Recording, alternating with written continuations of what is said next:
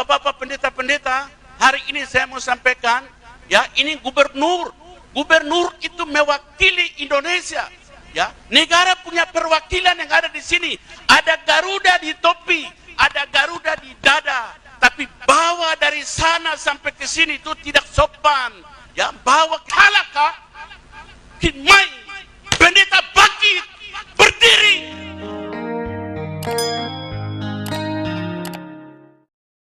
Shalom pemirsa, selamat datang kembali di channel kami, Gospel News. Dalam kesempatan ini kami hendak menanggapi salah satu video yang saya simak di salah satu akun Twitter yang bernama Papuani.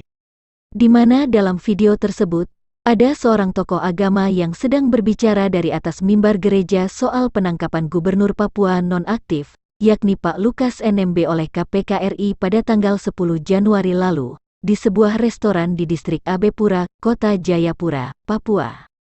Baik pemirsa, sebelum kami memberikan tanggapan, mohon dukung channel ini dengan cara tekan tombol subscribe, like, dan share video ini ke rekan-rekan Anda supaya kami lebih bersemangat lagi membuat konten-konten yang bermanfaat.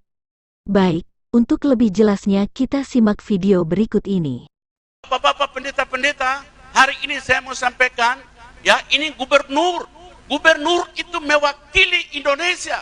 Ya, negara punya perwakilan yang ada di sini. Ada Garuda di topi, ada Garuda di dada. Tapi bawa dari sana sampai ke sini itu tidak sopan. Ya, bawa halaka, himai, pendeta bangkit, berdiri. Baik pemirsa, tanggapan kami yang pertama adalah, sangat disayangkan, ada tokoh agama yang bersikap seperti preman di hadapan umat Kristen, dengan mengeluarkan kata makian, kimai, dari atas mimbar Kristen dengan nada emosi yang tak terkontrol. Pertanyaannya adalah kata makian tersebut ditujukan ke siapa? Apakah ke KPK atau ke para pendeta yang berseberangan pola pikir dengannya? Perlu Anda ketahui bahwa mimbar Kristen itu adalah tempat otoritas ilahi, untuk menyampaikan isi hati Allah atau firman Allah melalui hambanya yang diurapi, bukan tempat untuk menyampaikan isi hati dan pikiran manusia dengan cacian dan makian bahkan menabur benih kepahitan kepada umat. Ibarat pohon dikenal dari buahnya, demikianlah manusia dikenal dari perkataan dan perbuatannya.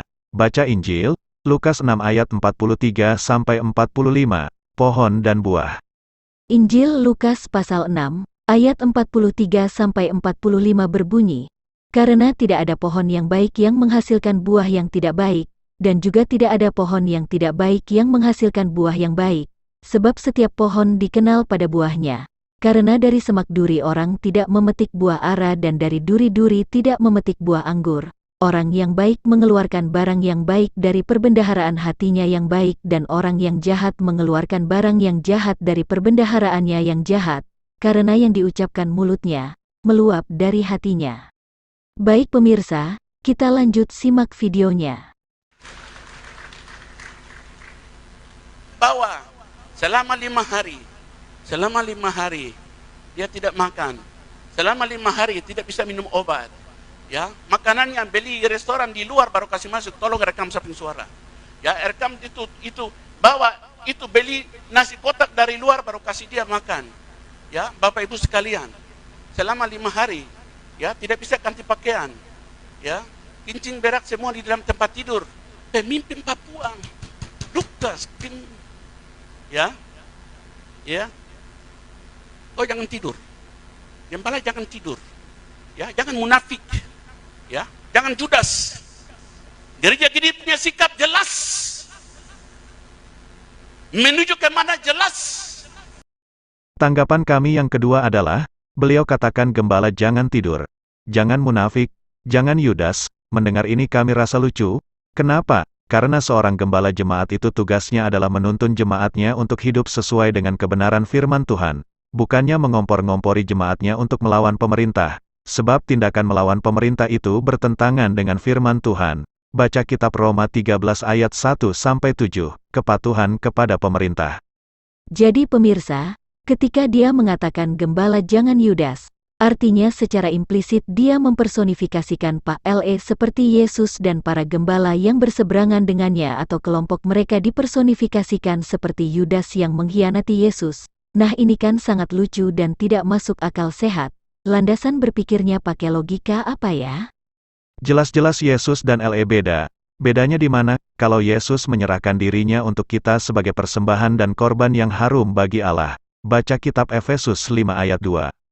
Kitab Efesus pasal 5, ayat 2 berbunyi, "Dan hiduplah di dalam kasih, sebagaimana Kristus Yesus juga telah mengasihi kamu dan telah menyerahkan dirinya untuk kita sebagai persembahan dan korban yang harum bagi Allah."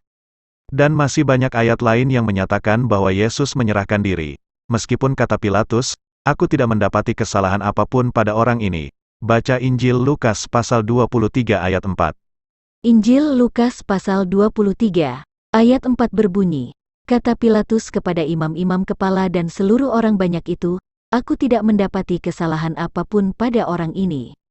Sedangkan Lukas NMB ditangkap KPK karena diduga menerima suap dan gratifikasi sebesar 1 miliar rupiah, dan KPK masih terus mendalami kasus tersebut. Bisa jadi akan ada temuan-temuan baru terhadap tersangka Gubernur Papua nonaktif tersebut.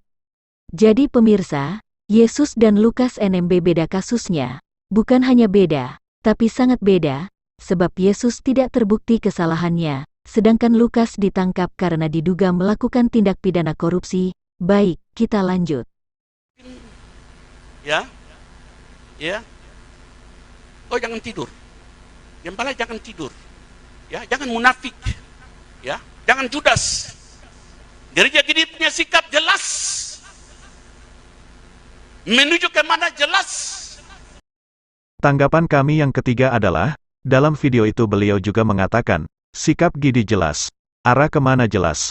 Ya, menurut kami memang jelas, artinya jelas-jelas bertentangan dengan firman Tuhan, dan juga melawan hukum yang berlaku di NKRI.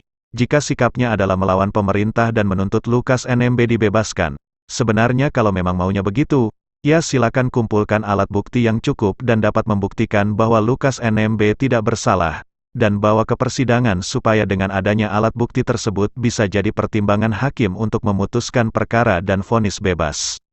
Jadi pesan kami untuk para pendeta, terutama pendeta-pendeta yang pro Lukas NMB, sudahlah, kalian jangan kompor-kompori umat, kalian fokus saja menuntun umat ke jalan yang benar.